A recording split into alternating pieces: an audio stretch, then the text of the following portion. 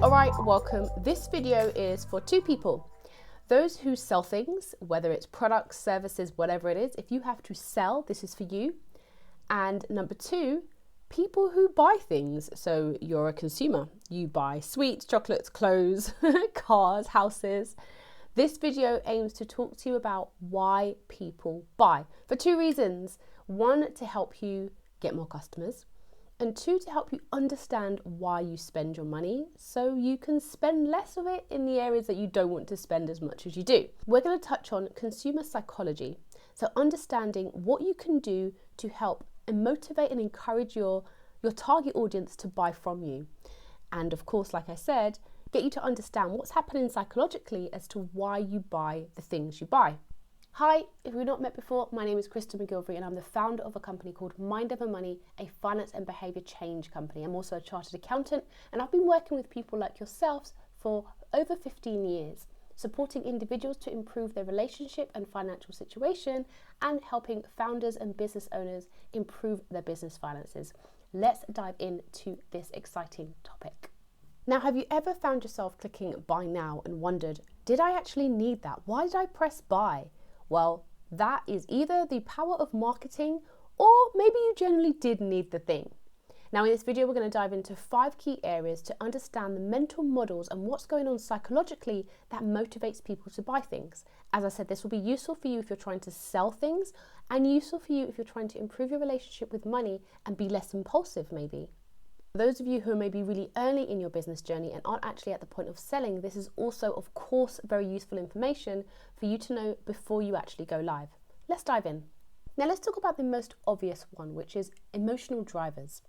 Now, when you watch TV, watch those ads before a film, or you're in a department store and you have some kind of experiential moment with a provider of a product or a brand, often you'll feel motivated and compelled about this item before you. Now what's happening is they are pulling on your emotional triggers. In our brain, our emotional drivers are so much stronger than our logical brain. So when it comes to marketing tactics, it makes sense to lean in on factors and elements that will get you feeling warm and fuzzy, which motivates you to want to buy the thing. Now with each of these points, I want to give you a practical tip that you can go right now and practice or in the next week. Why don't you try this out on a friend? Say you are trying to persuade your friend to go to a specific restaurant that you really want to go to. Instead of being quite black and white and just describing the restaurant, maybe it's an Italian, the one on XYZ Street. Why don't you try and paint a vivid picture? Describe what's going to happen when you get there. There'll be lots of laughter, maybe some wine, beautiful decor. Bring in and pull on those emotional drivers to get them excited and really feel compelled about the specific restaurant you want to go to. Try it and please do let me know in the comments. Now the second point, which is also very commonly used, is the principle of scarcity. We fear missing out. This is why limited time offers work really well. Marketeers strategically place adverts in places and use language that makes you feel like, oh, if I don't buy this now, I'm never going to be able to get it again.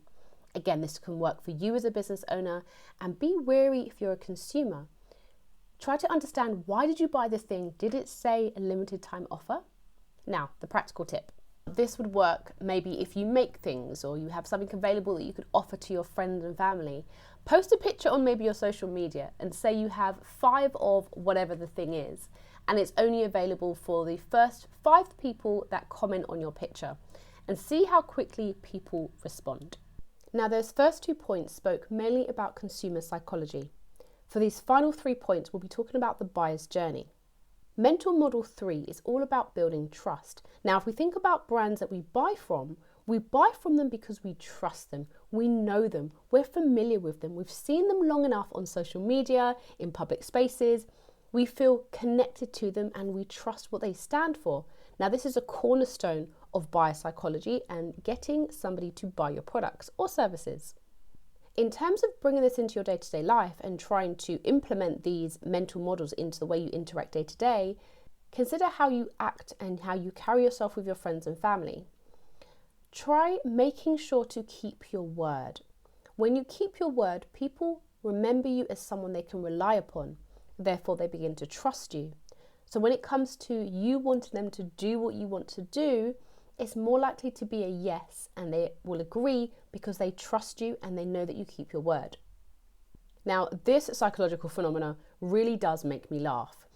Well, the practical tip I have for you does. You can call this one the bandwagon effect or herding. Now, it's where people basically follow others. Simply put, seeing everybody else do it, I might as well do it as well. We don't even think twice. And you've seen this, I'm sure, on social media when they have the timer on the website saying how many people have just bought the same item. This is used to motivate you to feel as if you don't want to miss out and you want to be doing what other people are doing because obviously that's the norm. Now, the way you can practice this psychological phenomenon is, I find, quite hilarious. Go to a busy high street, for example, and stop and stand and literally put your head back and look up at the sky. You'll be amazed at how many other people stop and also look up at the sky. Because you're doing it, they will do it too. And most of them won't even think twice before they do it. Now I want to talk about the power of reciprocity. This is a really strong motivator in people doing things. Simply put, you give a little and you get a lot back. It's human nature to return a favour. And you'll see this when companies give you freebies, offer you opportunities to get something that you need at either low or no cost. As a result, you feel compelled to give something back in return, or to maybe choose them as your preferred provider or supplier. The power of reciprocity is very strong. Now let's try this in our day-to-day. Say you have a garden at your home and your neighbour has a garden as well, and you help them with their garden work. You see them outside one day and you've got time and you offer to lend a pair of hands.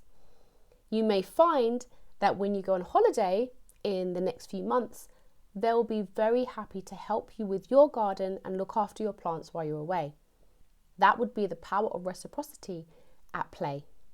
Now, for those of you who do sell things, you can get started with these psychological phenomena, mental models today. Do something called A/B testing, where you take one product or service and you test how it performs using one of those mental models that I mentioned today. So you'd maybe put something out to the market and you try using maybe the bandwagon effect, or maybe you'd use the power of reciprocity and see which performs best. Once you've got your results, measure and understand which performed best, tweak the ad or whatever mode you use to put the product out, and go again. This is one strategy you can use to go about improving sales. So there you have it, 5 key psychological triggers that you can use to motivate your potential buyers to click buy now. And for those of us who are consumers, understanding what motivates you to do the things you do and spend the money where you spend it. Now stay tuned, there are more videos coming up, including a video on negotiating and how to get the best out of an opportunity. I hope you've enjoyed this. Take care, and until next time.